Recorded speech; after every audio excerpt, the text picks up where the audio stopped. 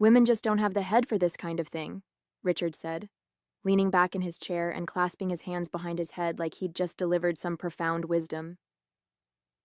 It's not personal, Sandra. Finance is a high-pressure game. Kevin's the natural choice for something like this. I sat across the table, my jaw tightening as I stared at the spreadsheet I'd spent hours preparing.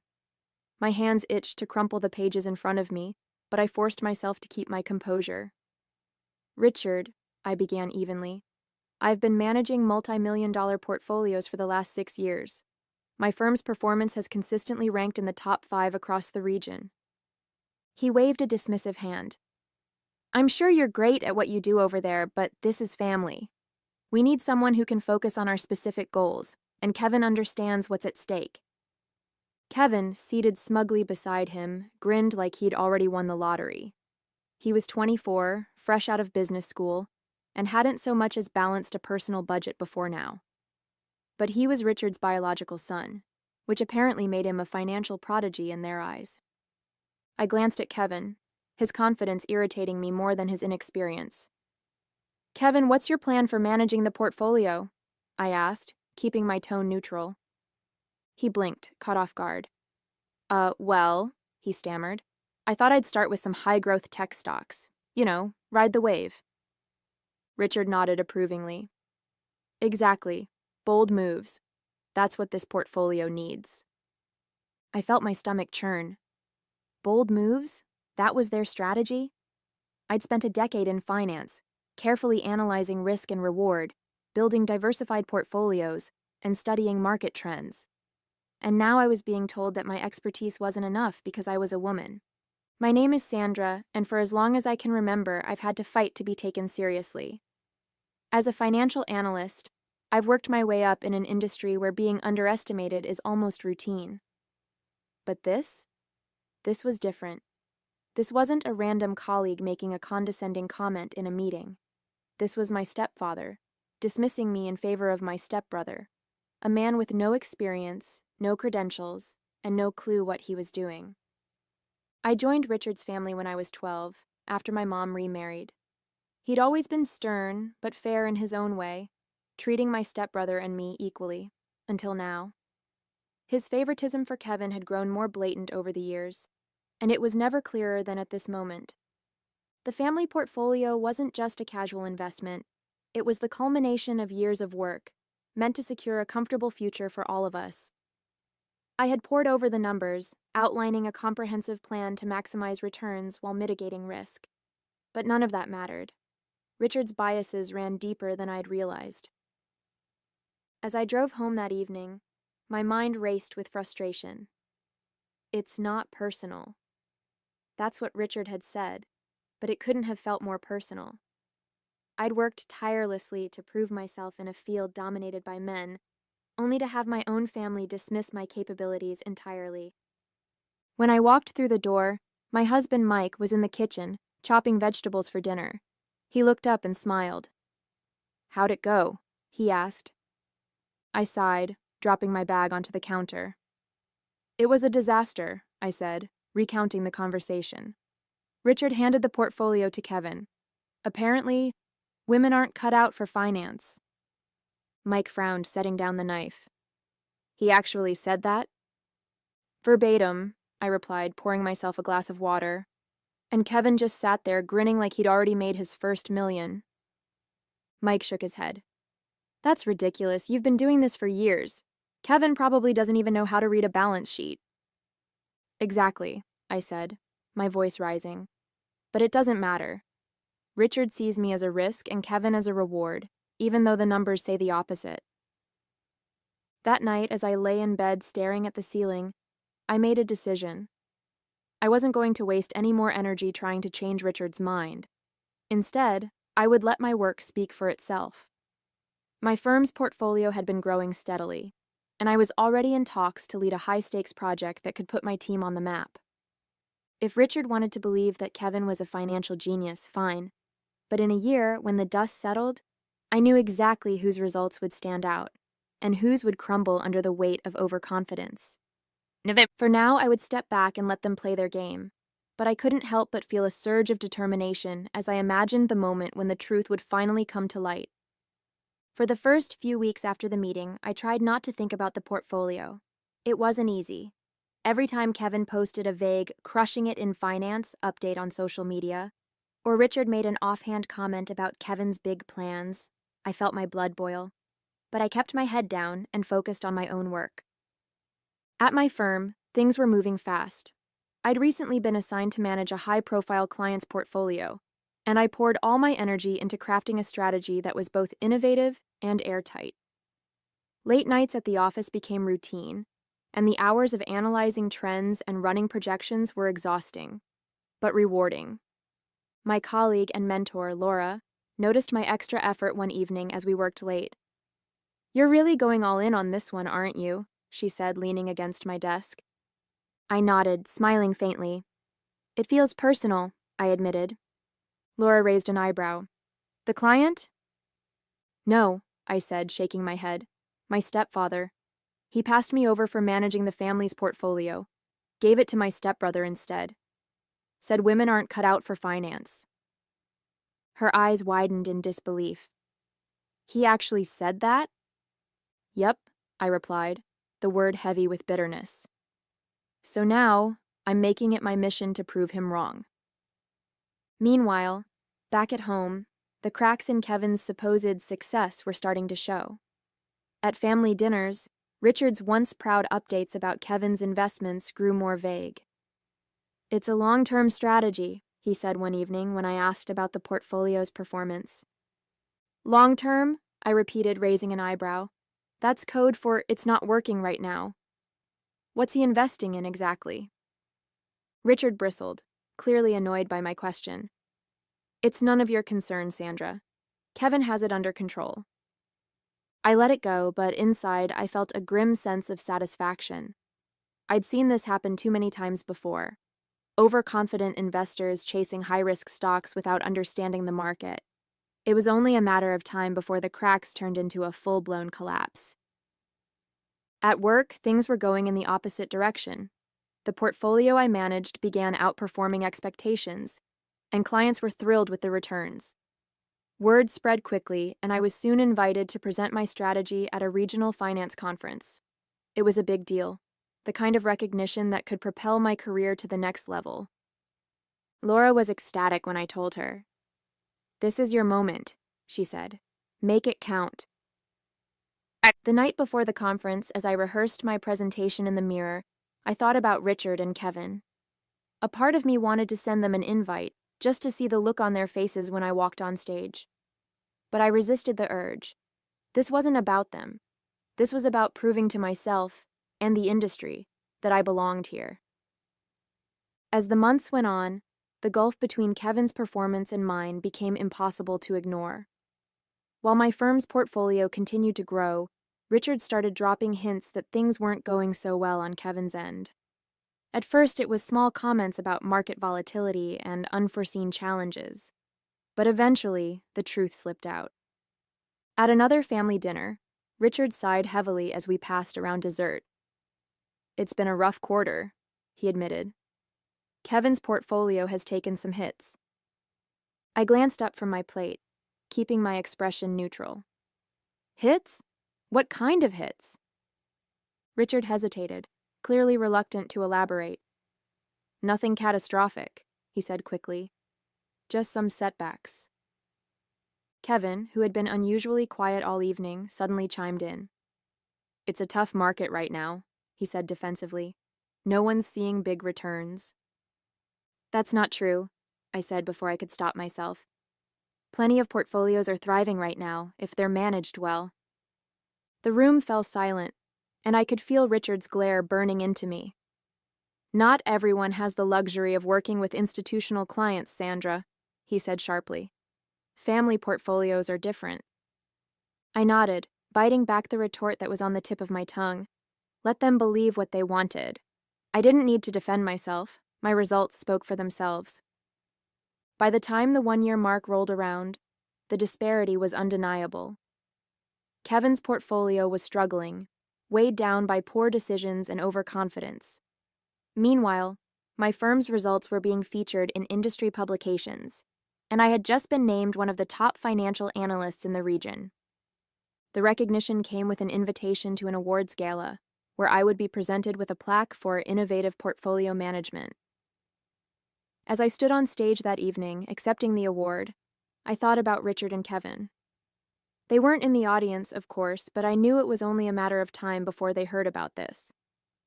Sure enough, 2 weeks later, I got a call from Richard. "Sandra," he said, his tone unusually measured. "I saw your name in the Financial Times. Congratulations." "Thank you," I replied, keeping my voice calm. There was a pause on the other end of the line. "I had no idea your firm was doing so well," he said finally. "I suppose I underestimated you." "You did," I said simply. "But I appreciate you saying that." The breakthrough came in the most unexpected way. Richard had always prided himself on staying informed about financial markets, reading industry magazines and watching the news religiously. But one evening, as I was wrapping up a presentation at work, I got a call from my husband, Mike. "You're not going to believe this," he said, his tone laced with humor. "Richard's glued to the TV. Your firm's results are being featured on Market Watch Live. They just mentioned your name." I froze, the weight of his words sinking in. "What did they say?"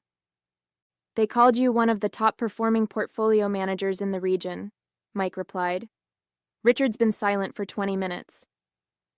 A mix of pride and anticipation welled up inside me. For months, I'd been working tirelessly, achieving milestones that Richard had dismissed as impossible. And now, the proof was on national television. The next day, Richard called me, his voice noticeably subdued. "Sandra," he began, "I saw the segment on Market Watch last night. I had no idea your firm was doing so well." I let his words hang in the air for a moment before replying. "Thank you," I said evenly. "We've been working hard." He hesitated, then sighed. "I have to admit, I may have misjudged you. Your results are impressive." I leaned back in my chair, feeling a mix of satisfaction and vindication. "I appreciate you saying that," I replied, "but it's not about the recognition. It's about making smart, informed decisions, and that's something I've been doing for years." Richard didn't respond right away. Finally, he said, "Do you have time to come by this weekend? I'd like to talk." When I arrived at Richard's house on Saturday, the atmosphere was different. He greeted me at the door with none of his usual bravado, and Kevin was noticeably absent. As we sat in the living room, Richard cleared his throat and handed me a folder. "These are the latest figures from the family portfolio," he said, his voice low. "I thought you might want to take a look." I opened the folder and scanned the numbers. The losses were worse than I'd expected. Several high-risk investments had tanked, wiping out a significant portion of the portfolio's value. It was a stark contrast to the growth I'd achieved with my firm's clients. "Kevin told me it was just market volatility," Richard said, breaking the silence. "But after seeing your results, I'm starting to think it might be something else." "It's not just the market," I said, choosing my words carefully. "It's the decisions being made. Managing a portfolio requires more than just bold moves. It requires strategy, discipline, and a deep understanding of risk." Richard nodded slowly, his expression pained. "I thought I was doing the right thing, giving Kevin control. I wanted to give him a chance to prove himself. But I see now that I underestimated you, and overestimated him." Hearing those words from Richard felt surreal. For so long he'd dismissed me, refused to see my potential, and brushed aside my expertise. And now, sitting across from him, I saw something I'd never seen before. Regret. "I owe you an apology, Sandra," he said quietly. "I let my biases cloud my judgment. You've worked so hard, and I didn't give you the credit you deserved. That was wrong." For a moment, I didn't know how to respond. The vindication I'd craved was finally here, but it felt bittersweet. "Thank you," I said at last. "I appreciate that. But this isn't just about me. It's about what's best for the family. And if you want the portfolio to recover, we need to make some serious changes. Richard nodded, his expression resolute. I'd like you to take over, he said. If you're willing. I spent the next hour walking Richard through my recommendations, outlining a strategy to stabilize the portfolio and rebuild its value. It wasn't going to be easy, but I was confident we could turn things around. As I spoke, I saw something shift in Richard's demeanor, a newfound respect that had been missing for far too long. When we finished, Richard leaned back in his chair and let out a deep sigh. Sandra, he said, I don't know how to thank you. You didn't have to do this, not after the way I treated you, but you did. That says a lot about your character. I smiled, feeling a sense of closure I hadn't expected. This isn't about proving a point, I said. It's about doing what's right, for everyone. The days following our meeting felt strangely calm. For the first time in years, I didn't feel the weight of frustration when I thought about my stepfather. Richard had finally acknowledged my abilities, not just as a financial professional, but as someone worthy of his respect. It wasn't an instant fix for the years of dismissal, but it was a start. At the next family dinner, the tension that usually accompanied conversations about finances was notably absent. Richard even mentioned the new strategy I had proposed. Sandra's got the portfolio on the right track, he said, glancing at me across the table. I should have listened to her sooner. Kevin shifted uncomfortably in his seat, avoiding eye contact. He hadn't said much since Richard had taken back control of the portfolio, and I couldn't help but notice the flicker of resentment in his expression. Part of me wanted to gloat, but I pushed the thought aside. This wasn't about Kevin. It was about ensuring the family's financial future was secure. Later that evening, as I helped clear the table, Richard pulled me aside. I know I've said it before, he began, his voice low, but I really am sorry for how I treated you. I let my biases get in the way, and I was wrong. I looked at him, surprised by the sincerity in his tone. Thank you, Richard, I said. That means a lot. And I want you to know I'm not holding any grudges. I just want to make sure we're all moving in the right direction. He nodded, his expression softening. You've got my full support. From now on, I'm trusting you to handle things. Hearing those words felt like a weight had been lifted off my shoulders. For so long, I'd been fighting to be seen, to prove that my abilities weren't tied to my gender or my place in the family. Now, I finally felt validated, not because I'd won, but because Richard had grown enough to see the truth. Over the following months, life settled into a new normal. With Richard's support, I fully took over managing the family portfolio. It wasn't just about undoing Kevin's mistakes. It was about building a system that could weather challenges in the years to come. I poured my knowledge into creating a diverse, balanced strategy, and the results spoke for themselves. Within 6 months, the portfolio began to recover, slowly but steadily. Richard kept his word and stayed out of my way, only stepping in to ask thoughtful questions or offer genuine praise when he saw the returns improving. It was a stark contrast to the man who had once dismissed me outright. The change wasn't just about respect. It was about trust. For the first time, I felt like he truly saw me, not as the stepdaughter, but as a capable professional. One evening, as we sat in his living room reviewing the latest performance reports, Richard leaned back and sighed.